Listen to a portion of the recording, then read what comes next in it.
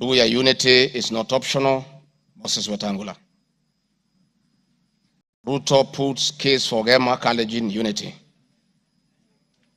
Bijikenda unity in the offing.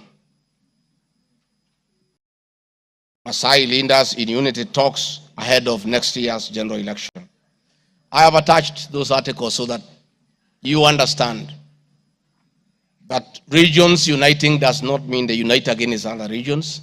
They unite for common issues, common values, and to strengthen them to join other regions for national unity.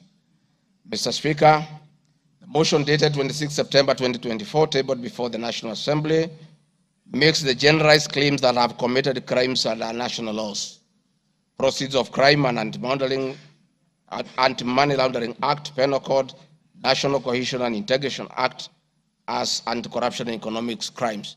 It is on the basis of the claim that it is said that the threshold of impeachment has been met.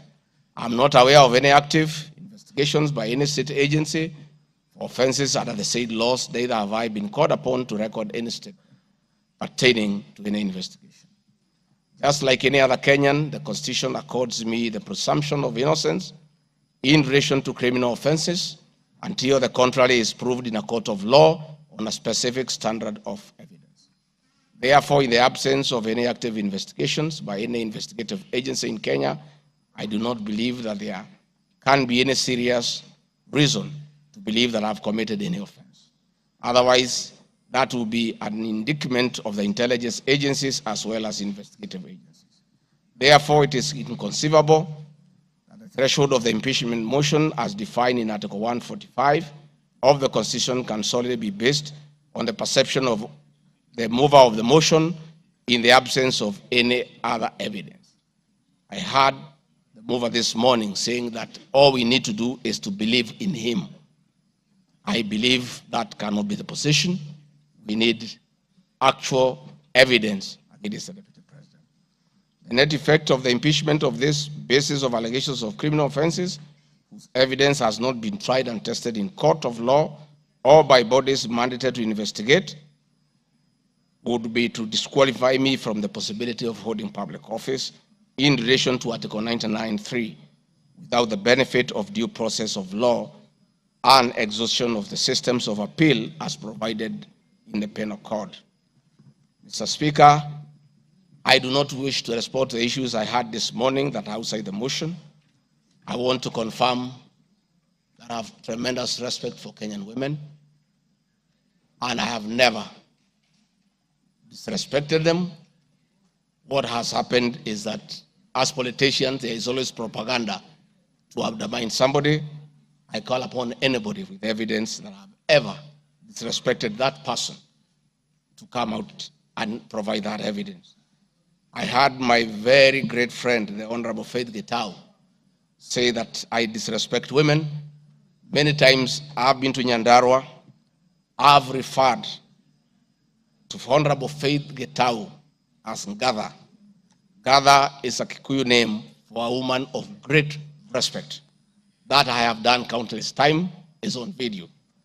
Finally, the Honorable Bose Sholei, I heard what you said in Eldoret. I heard this morning that you said I should be charged with treason.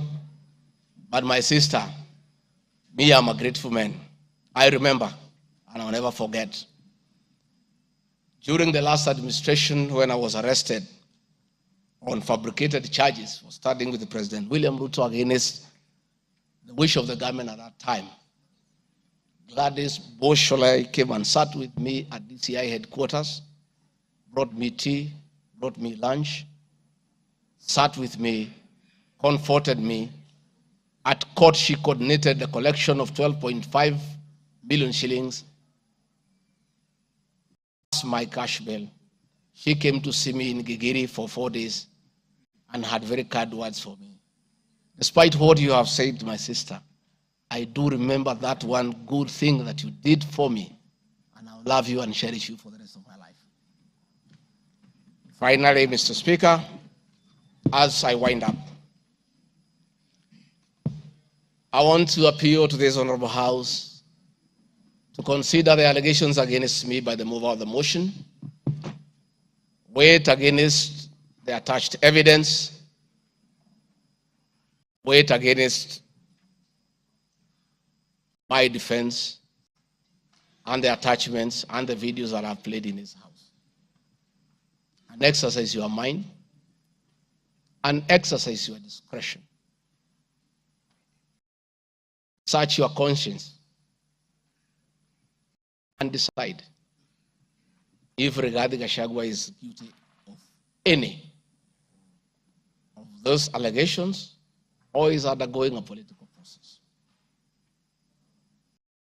If you are so persuaded and you search your conscience without any intimidation or coercion or inducement, and you think it's the right thing to do, please go ahead and do so. If you search your conscience and listen to the issues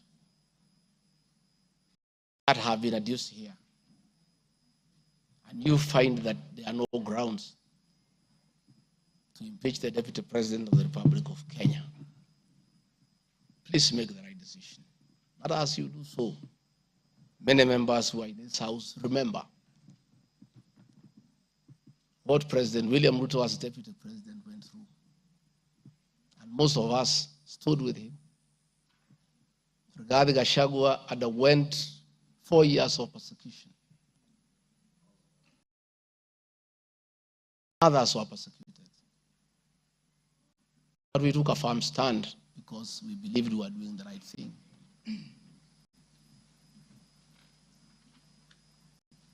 His family underwent humiliation. His friends underwent humiliation. He was a haunted man. And on Inauguration Day, he pronounced himself that freedom is here. Again, under the new administration, the same Rigathi Gachagua, who underwent humiliation and persecution, finds himself in the same space under that administration that he fought for. Try, look, reflect, and apply your conscience and make the right decision. Mr. Speaker of the House, I want to thank you for granting me this opportunity. And my address last night was not in any way meant to disrespect the House. Despite, Mr. Speaker, you having ruled that the matter should not be taken out of the House, it was being discussed in every TV station, in every meeting across Kenya. And Kenyans did not have a chance to also hear my side of the story. So I decided, since the accusations against me were everywhere in the country, the people of Kenya, and more so those who voted for me and President William Ruto, deserved also to hear my side of the story. I have tremendous respect for the National Assembly and your ability and capacity to make the right decision.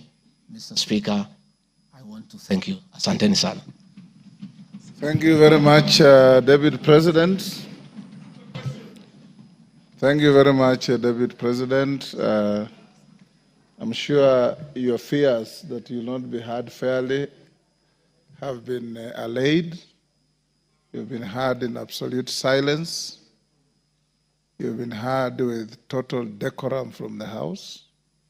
And members, I salute you for the display of your legislative maturity in giving an opportunity to a subject to a motion in the person of the Deputy President to be heard.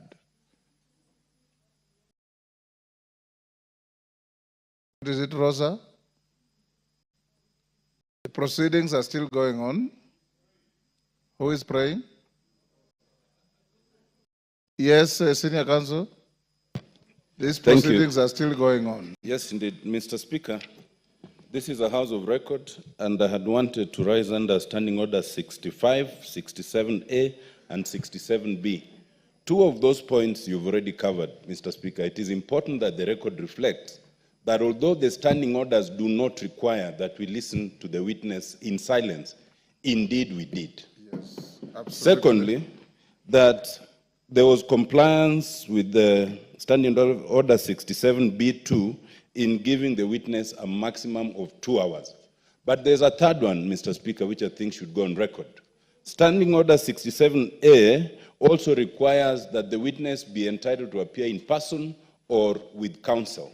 I see that the witness has appeared with at least 3 counsel, all of whose names should come on record, so that the record shows that counsel were actually allowed to the chamber. I see my friend Advocate Ongoya, my friend Advocate Njiru, so that there is no incompleteness of the record. I beg, Mr. Speaker. That is a fair comment. Counsel for the Deputy President, without making any unhelpful speeches, just put your name